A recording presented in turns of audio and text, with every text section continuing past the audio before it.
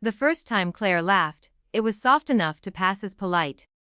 We were in my parents' backyard in Colungus, late August, the air still thick and sweet with cut grass. My husband, Daniel, stood near the grill explaining to my uncle how he'd finally figured out a way to get our 4-year-old to eat vegetables, blend them into pasta sauce and call it dragon stew. Claire tilted her wineglass and said lightly, "Well, I suppose when you have all day." It landed the way a pebble lands in a still pond, small but deliberate. A few relatives smile uncertainly. Daniel smiled too. He always does. He has a way of absorbing things so the rest of us don't have to. I've spent most of my life absorbing things for Claire. Growing up, she was the impressive one. Debate captain. First in her class. The one teachers said would run something important one day. I was the steadier sibling. The one who studied hard and stayed quiet. When I went to law school and she opened a boutique in the short north, it felt like we'd both chosen our lanes. Then the pandemic closed hers. The boutique didn't survive the second year. Rent accumulated, suppliers demanded payment. She told everyone she was pivoting. But the numbers didn't pivot with her. They piled up. That was around the time Daniel left his engineering job. It wasn't dramatic. We had our second child, and my hours at the firm intensified. I made partner at McCallum and Green just as childcare costs in Ohio seemed to double. We ran the numbers. Daniel said, "I can stay home for a few years. I'll consult in the evenings." It was calm. Practical, not a sacrifice, just a decision. He built spreadsheets for our family the way he once built systems for a manufacturing plant. He tracked preschool applications, scheduled pediatric visits, and still found time at night to take on freelance engineering contracts. Quiet money. Careful money. When Claire's rent notice came, it was Daniel who suggested we help. "She won't take it from you," he said. "But she might accept it if she thinks it's coming from somewhere neutral." So the first transfer went from our joint savings. Daniel labeled it family support. My parents believed it was from them.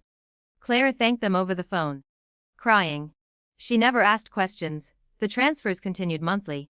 Sometimes more when she fell behind. For nearly 3 years, back in the backyard. Claire swirled her wine and tried again. "I just think," she said, addressing no one in particular, "that it's important for children to see both parents with real careers. It sets an example." Daniel had just come back with our toddler balanced on his hip. He didn't look at her. He adjusted the child's shoe and said, "We try to set a few different examples." "Of course," she replied, smiling too brightly. I just couldn't imagine relying on someone else like that. There it was.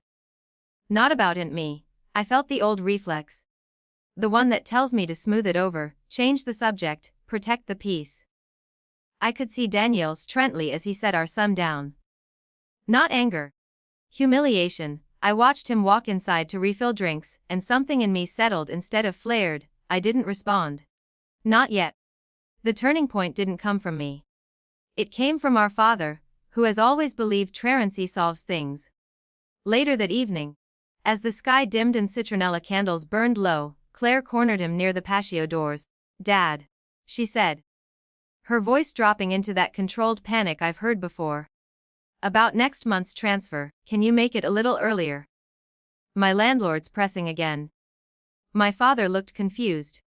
"Claire, your mother and I talked about that. We can't keep into retirement already." She blinked.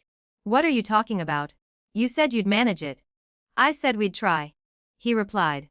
"But it's not sustainable." Her voice rose just enough for nearby conversations to pause. "So what am I supposed to do?"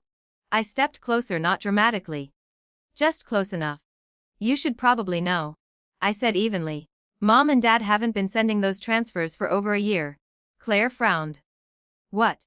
They couldn't afford it," I continued. "Daniel and I covered it. Mostly Daniel."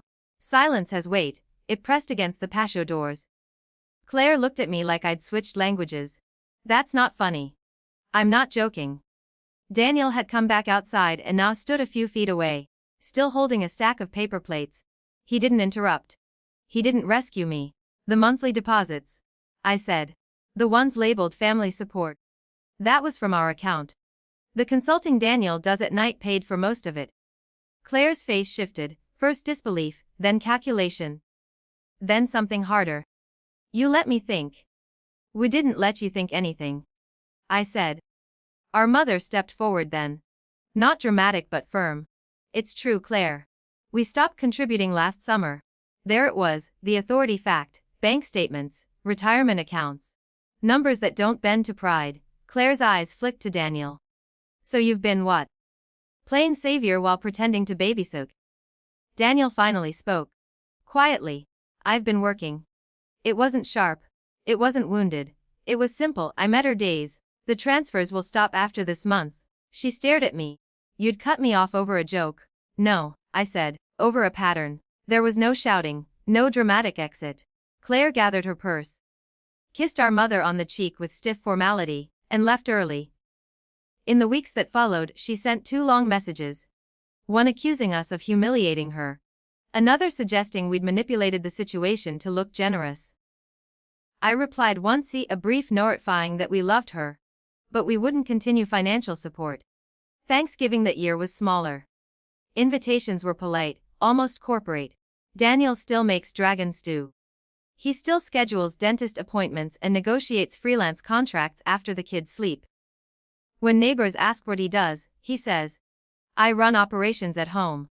Sometimes he adds, and I consult. There's no celebration in the way people speak to him now, just a different tone, more careful. Claire and I talk, but it's thinner. The old rivalry hasn't disappeared, it's just quieter, like something placed behind glass. I don't feel triumphant. I feel steadier. The laughter hasn't returned. And neither have the transfers. Some shifts don't require applause. They just require someone to stop, pretending they don't see the balance sheet.